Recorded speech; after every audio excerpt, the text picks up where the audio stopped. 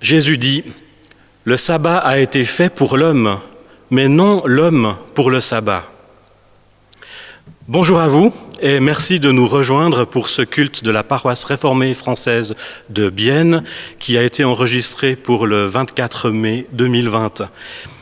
Nos églises ne peuvent pas encore célébrer des cultes en vrai, mais les mesures demandées pour contrer la pandémie Covid-19 sont en voie d'allègement. Et c'est dans ce contexte que nous vous proposons aujourd'hui un culte sur le thème du Shabbat, justement.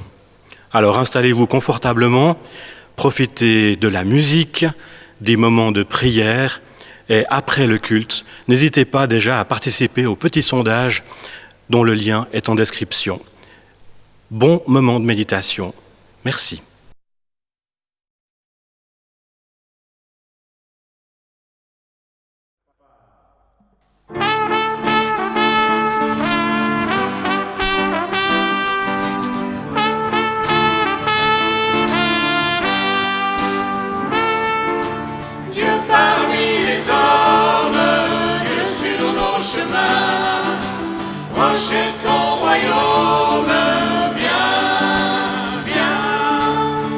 L'amour de ton Père qui aura ta voix, pour suivre la route des pauvres, qui aura ton cœur, Dieu parmi les hommes, Dieu sur ton chemin, proche est ton royaume, viens, viens, pour être lumière du monde, qui aura tes yeux.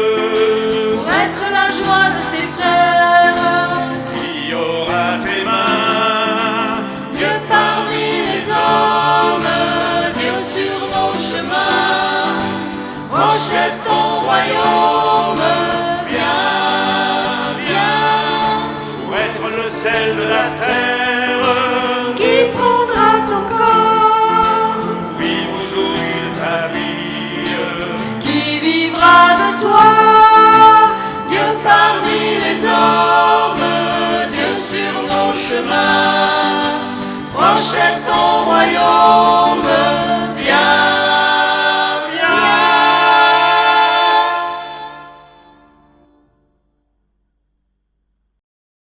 Les habits d'hiver rangés pour un temps. Dans le jardin, les semis sont plantés. Un peu de nettoyage de printemps, propre en ordre, la cuisine désertée. J'ai cru qu'il me fallait rester aux confins de mon appartement, rester dans l'action, tout bêtement, au cas où se présenterait un invité. Jamais personne n'est arrivé, même pas pour partager un dîner. Ce n'était pas par manque de courage, mais bien pour préserver l'entourage. Arrêté contre ma volonté, il a fallu revenir à l'essentiel, en moi-même me retrouver et ainsi regarder le ciel. Maintenant que la vie reprend, mon regard a changé. Quelles sont mes priorités? Dois-je recommencer comme avant?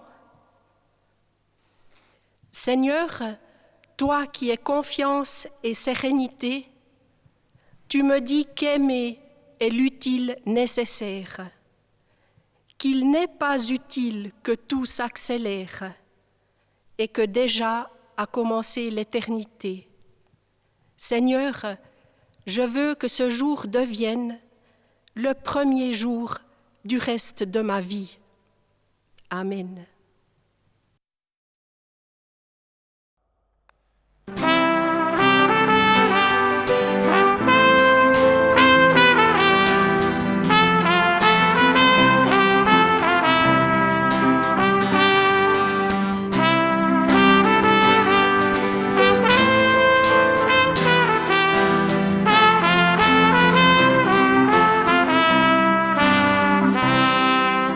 Source nouvelle.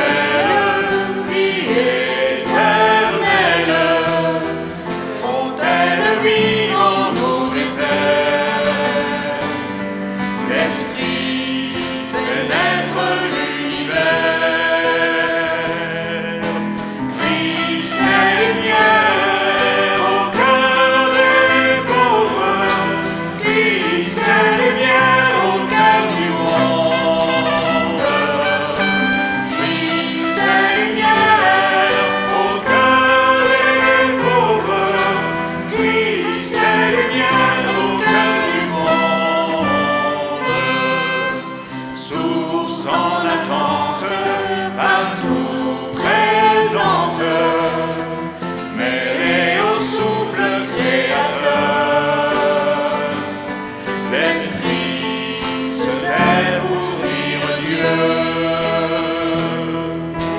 Christ est silence au cœur des pauvres, Christ est silence au cœur du monde.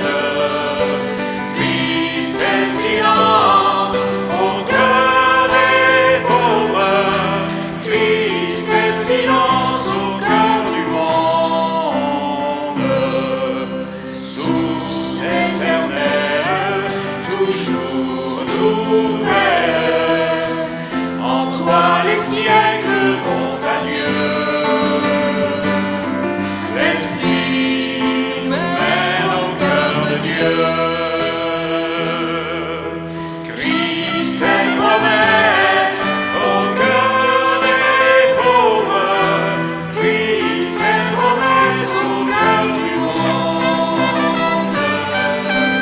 Christ est promesse au cœur des pauvres, Christ est promesse au cœur du monde.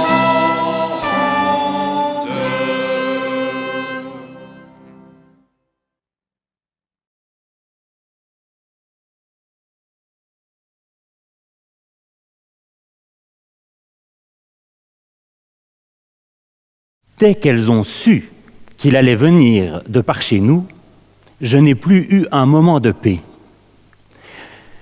Il faut dire que je leur avais dit que je l'avais rencontré à Capharnaüm lors d'un de mes voyages d'affaires. Et c'est pour ça que depuis ce moment-là, il y avait du Jésus par-ci, du Jésus par-là. Elle voulait savoir si on n'allait pas l'inviter, s'il n'allait pas venir à la maison. Il est vrai que ce Jésus, c'est un type épatant. Moi, j'avais écouté son message, c'était vraiment intéressant. Sa vision de la loi, sa vision du royaume de Dieu nous offre un avenir, des perspectives et nous ouvre des espaces inattendus. Vous pensez bien que je lui avais dit, écoute, si tu viens du côté de Béthanie, arrête-toi chez nous. On pourra encore parler ensemble. Mais ça, je ne l'avais pas dit à mes deux sœurs, parce que je savais que dès le moment où elles allaient le savoir, j'aurais plus un moment de paix. Et ça n'a pas manqué. Il fallait, pour recevoir ce Jésus, que ce soit tout organisé au centimètre près. Parce que voyez-vous, ma sœur Marthe, c'est une grande organisatrice. Je dirais même qu'elle aime commander. Il faut que tout soit vraiment parfait, le mieux possible. Alors, forcément, ça demande de l'organisation. Voyez, par exemple, les dates. Il faut les acheter chez Isaac et pas chez quelqu'un d'autre. À mon avis, les dates, c'est bon partout. Et les figues, il faut le faire chez Jacob. Mais pourquoi pas acheter les dates et les figues au même endroit ? Et les poulets qu'on voulait rôtir, il fallait ni des trop grands, ni des trop petits. Il fallait des poulets vraiment avec bonne grandeur, avec des plumes fines. On y est arrivé. Ma sœur Marie, c'est différent. Elle est plus rêveuse, elle aime imaginer. Elle voyait comment Jésus serait habillé, elle voyait quelle était sa voix, ou du moins elle l'entendait. Elle imaginait les questions qu'elle pourrait lui poser, et éventuellement aussi ce que Jésus allait répondre. Enfin, le jour est arrivé. Tout était prêt, comme Marthe le désirait, et Marie se réjouissait de rencontrer Jésus. Quand on a entendu le cortège arriver au haut de la rue, avec Jésus, ses amis et quelques personnes importantes que nous avions invitées, Marthe et Marie sont accourues dehors, elles sont montées tout en haut de la rue. Moi, je n'ai pas eu le temps de faire quoi que ce soit, elles étaient déjà vers Jésus. Marthe s'est présentée, puis elle a présenté Marie. Moi, je suis arrivé juste derrière. Pour les formalités, c'était raté. Mais voyez-vous, c'est comme ça avec mes sœurs. Je dois m'y faire. Nous avons installé tout le monde dans la plus grande pièce de notre maison. Ils étaient là, assis le long des murs. J'avais fait des petits bancs pour que Jésus et les personnes importantes soient bien installés confortablement. On avait pensé à donner à boire, une petite collation avant le repas, et Jésus a rapidement commencé à enseigner, à parler de sa vision. Marthe, elle, est tout de suite retournée à la cuisine pour continuer à préparer le repas. Quant à Marie, elle a voulu écouter 2-3 minutes, et puis après, elle s'est naturellement assise aux pieds de Jésus pour continuer à écouter. Elle semblait passionnée, hypnotisée. C'était comme si le ciel, pour elle, était descendu sur terre. Moi, je n'ai pas réalisé tout de suite, mais quand j'y ai pensé, je me suis dit, on court à la catastrophe, parce que jamais Marthe allait accepter ça, d'être seule aux casseroles. Ça allait faire des histoires. J'imaginais déjà la situation. Alors j'ai fait signe à Marie, « Marie, descends à la cuisine. » Mais Marie était trop à écouter Jésus, elle n'a rien entendu. Et la catastrophe est arrivée.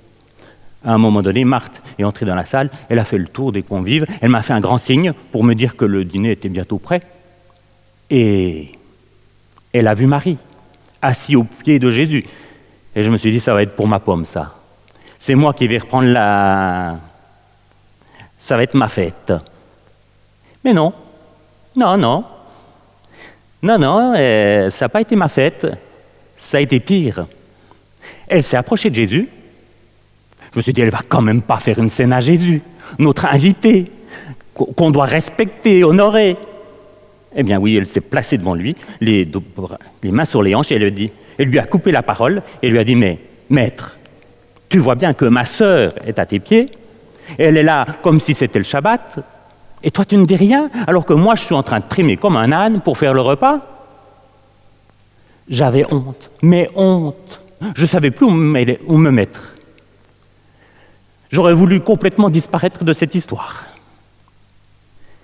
Mais Jésus, lui, il était grand Seigneur. Il ne s'est pas énervé, il l'a bien pris, il a répondu avec gentillesse, avec compréhension, paisiblement, mais on sentait qu'il savait ce qu'il voulait. Il lui a dit, « Mais Marthe, Marthe, tu t'inquiètes et tu te démènes pour beaucoup de choses, mais une seule est nécessaire, et Marie a choisi cette part-là et il ne lui sera pas enlevé. » Eh bien, ma sœur, elle en est restée ébahie. La bouche ouverte, sans rien dire. Elle est retournée comme si elle était KO à la cuisine. Moi, je me suis dit, l'orage viendra après. Mais pour finir, on a mangé. C'était bien. Les poulets étaient peut-être à peine trop cuits, mais c'était bon.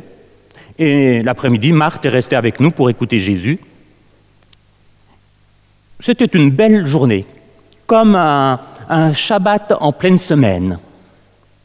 Jésus est reparti avec ses amis, mais je ne pense pas qu'il reviendra. Avec la façon dont on l'a traité et la scène que Marthe lui a fait, je crois qu'on ne le verra plus. C'est dommage, parce qu'on a vraiment passé un moment ressourçant et agréable. Mais qui sait, peut-être le reverrons-nous un jour. On ne sait jamais ce que va nous apporter la vie.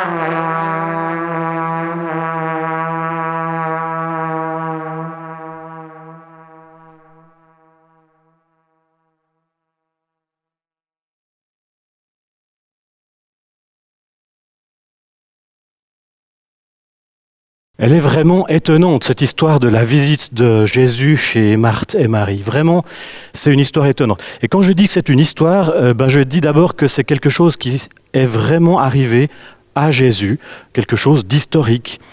Et puis en même temps, je pense que c'est surtout une parabole en fait.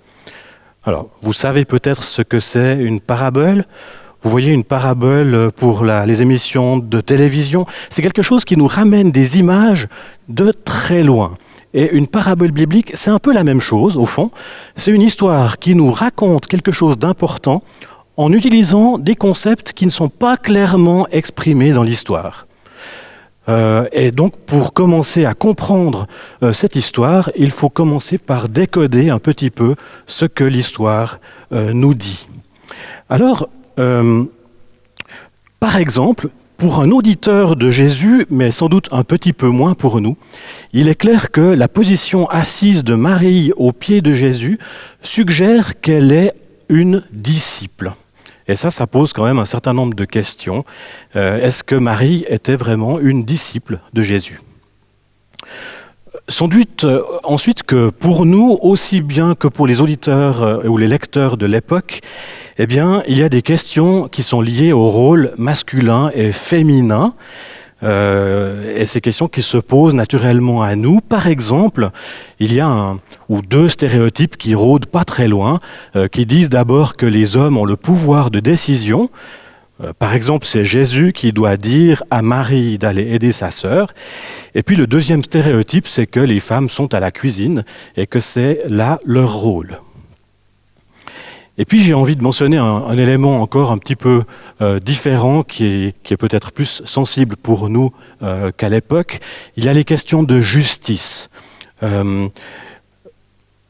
Jésus est venu chez Marthe, Marie est à ses pieds, et c'est normal parce que Marthe, qui accueille, doit s'occuper de tout ce qui est du ménage et d'à côté.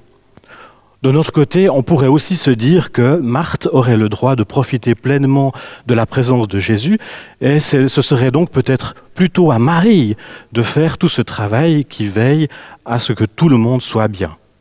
Alors, suivant comment on évalue les choses, on peut être plus ou moins sensible à cette question de justice. Eh bien, peut-être que vous vous attendez à ce que je parle d'une de ces trois pistes. Eh bien, non.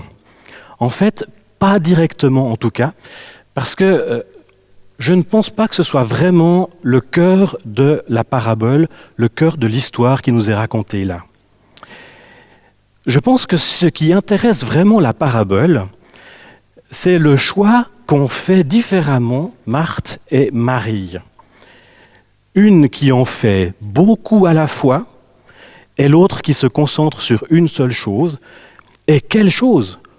Le Christ, pour ne pas dire Dieu lui-même. Ce qui fait l'intérêt de cette différence de choix, ce qui suscite la réflexion, c'est la réponse que Jésus oppose à Marthe et qui prend la défense de Marie. Mais ne nous trompons pas, ce n'est pas un appel à préférer le rôle de disciple par rapport à celui de ménagère. Et ce n'est pas non plus une mise en avant du rôle de disciple qui est a priori masculin sur un rôle qui assume des tâches ménagères et qui serait a priori féminin. Aujourd'hui, je pense que nous pourrions remplacer les prénoms de Marthe et Marie par des prénoms masculins et le sens ne changerait pas. On ne peut pas préférer le rôle de disciple à celui qui assume les rôles ou les tâches ménagères. Ce que Marthe fait est indispensable au bien de tous ceux qui sont dans la maison et au bien de Jésus aussi. Mais la réponse de Jésus nous force à voir les choses différemment. Pour illustrer mon propos, je vais vous offrir deux exemples. Le premier me vient d'un épisode de ma vie où, avec ma famille, pendant 7 mois, j'ai dû quitter ma maison où il y avait des travaux pour habiter dans un autre logement. Nous sommes passés, pour faire court, d'un 8 pièces à un 4 pièces, et bien sûr que nous n'avons pas pu emmener avec nous tout ce que nous avions dans le précédent logement. Et lorsque nous sommes revenus dans notre logement, nous nous sommes demandé si tout ce que nous avions laissé de côté était vraiment utile, si c'était vraiment nécessaire de tout reprendre. Le deuxième exemple nous concerne plus largement.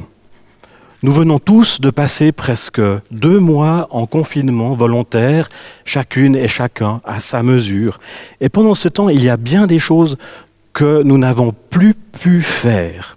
Par exemple, rencontrer des amis, assister à des manifestations sportives ou culturelles. Nous n'avons plus pu vraiment nous prendre dans les bras les uns et les autres. Et là encore, sans aucun doute, il y a des choses qui nous ont manqué, mais est-ce que tout ce que nous pouvions faire avant était vraiment indispensable ? Et justement, à l'heure de reprendre nos activités d'avant, avons-nous envie de reprendre comme si rien ne s'était passé ? Ou est-ce qu'il y a quelque chose que nous aimerions pouvoir changer ? Alors c'est bien sûr à chacune et à chacun de donner sa réponse, une réponse qui sera adaptée à sa situation personnelle. Mais l'histoire de Marthe et Marie ouvre en fait un espace de repos, un espace de Shabbat, comme le disait Daniel, comme on le dit dans le christianisme à la suite du judaïsme. Un espace qui permet de comprendre et de faire des choses différemment. Le Shabbat. Je pense que vous voyez ce que c'est. C'est ce 7e jour de la création, le moment où, après avoir tout créé, Dieu lui-même se repose et il laisse aller la création à son rythme. Le Shabbat, c'est l'occasion aussi de faire autrement que l'habitude. Par exemple, si toute la semaine on travaille, on s'active à droite et à gauche, alors le jour du sabbat, on ne travaillera pas. Et on profitera, par exemple, de sa famille, de jouer avec les enfants ou peut-être d'aller à l'église. De la même manière, si chaque jour de la semaine, on prend le temps pour méditer, si on prend du temps pour soi, de sa famille, de ses enfants, si on va à l'église de temps en temps, eh bien le jour du sabbat, il faut faire les choses là aussi, autrement. Le Shabbat, c'est l'occasion de laisser de côté ses habitudes, ses certitudes, ses jugements aussi. C'est un peu sortir de soi, se mettre dans la peau d'un autre, l'occasion d'élargir son expérience afin de mieux comprendre comment on pourrait faire les choses autrement, afin d'élargir aussi sa tolérance. Dans notre histoire du jour, Marthe fait comme d'habitude, alors même que Jésus est là. Marie, elle fait Shabbat. Et en faisant cela, elle écoute non seulement Jésus, mais carrément Dieu. Et c'est évidemment une chose qui ne peut pas lui être enlevée. Amen.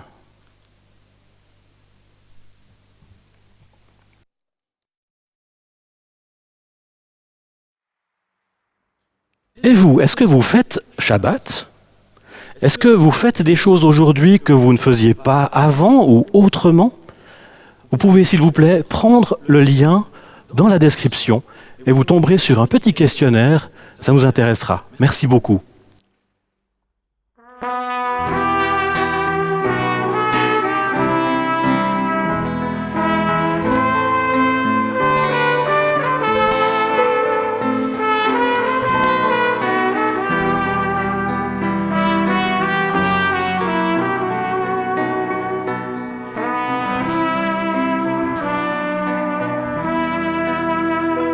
Le vent souffle où il veut, et toi tu entends sa voix, mais tu ne sais pas d'où il vient, et tu ne sais pas où il va.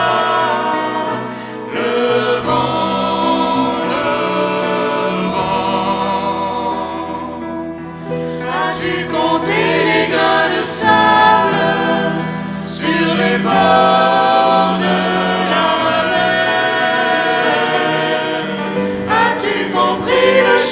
les vagues, au pays du matin clair. Le vent souffle où il veut, et toi tu entends sa voix, mais tu ne sais pas d'où il vient, et tu ne sais pas où il va. Le vent,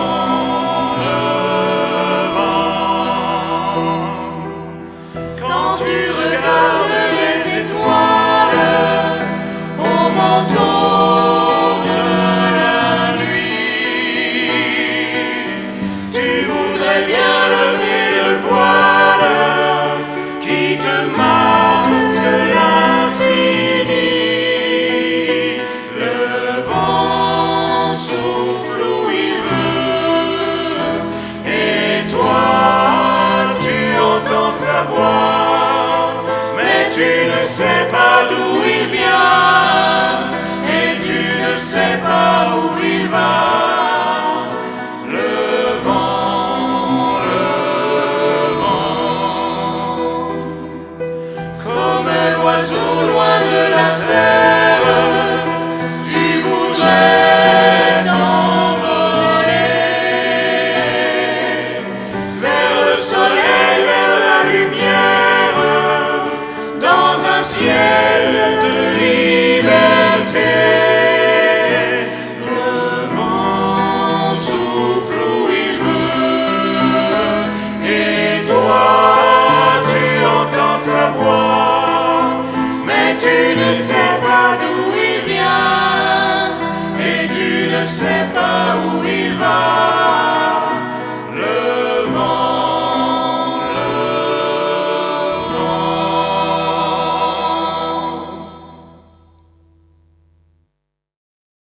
Nous prions.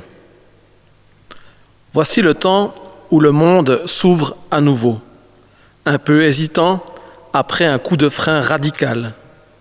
Nous voilà au seuil d'une étape nouvelle, entre la peur et l'espérance, entre la force et le découragement. Nous nous tournons vers toi, notre Dieu, ami et Père. Donne-nous d'oser la lenteur, la réflexion qui précède l'agitation et l'action. Donne-nous d'être pleinement vivants, sans renier les risques, mais sans avoir trop peur de la mort.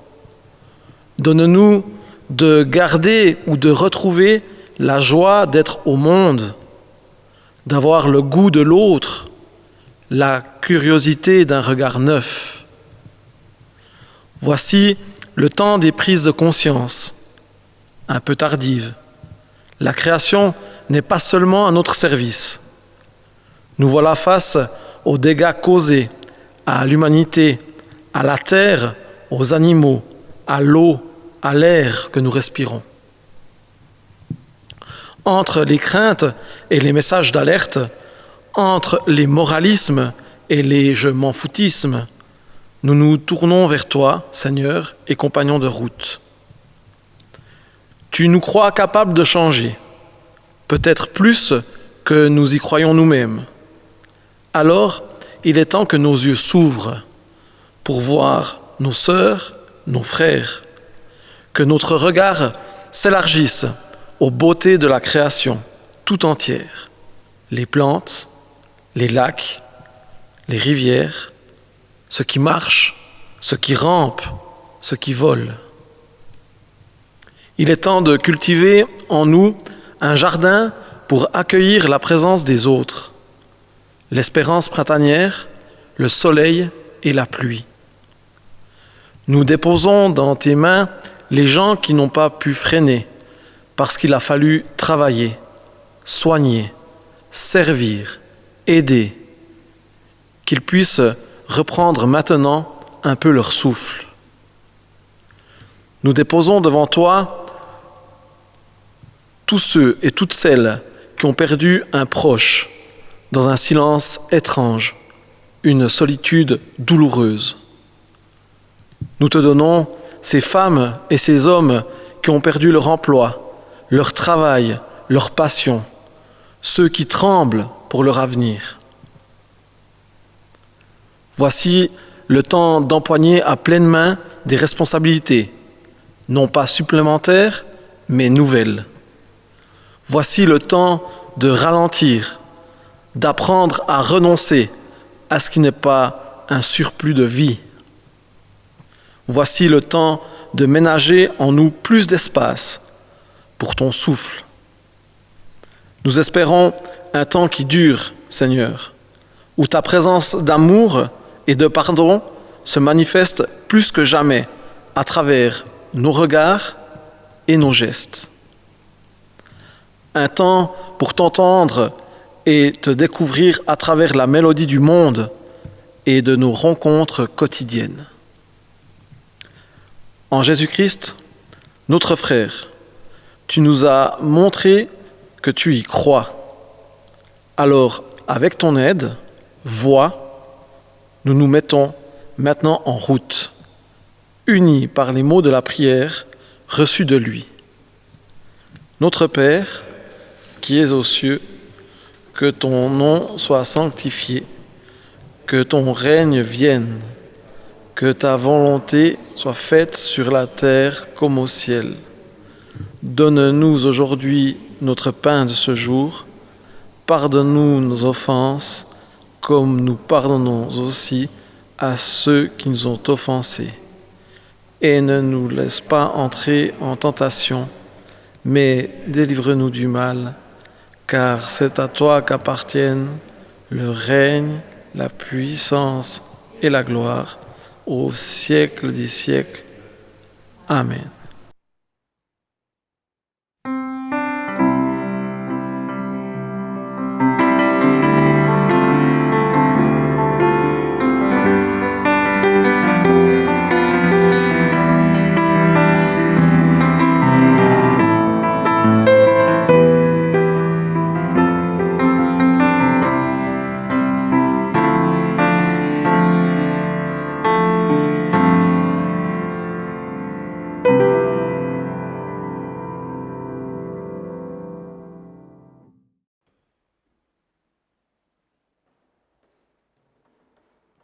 Alors merci de nous avoir suivis jusque-là. Vous pouvez évidemment partager ce culte sur vos réseaux. Et pour prolonger la réflexion, merci de penser aux petits liens que vous trouverez en description vers un questionnaire sur le Shabbat et sur l'après-Covid-19. Recevons la bénédiction de la part du Seigneur. La grâce et la paix de notre Seigneur, qui dépassent tout ce que nous pouvons en comprendre, garde nos cœurs et nos pensées dans le nom du Christ. Amen.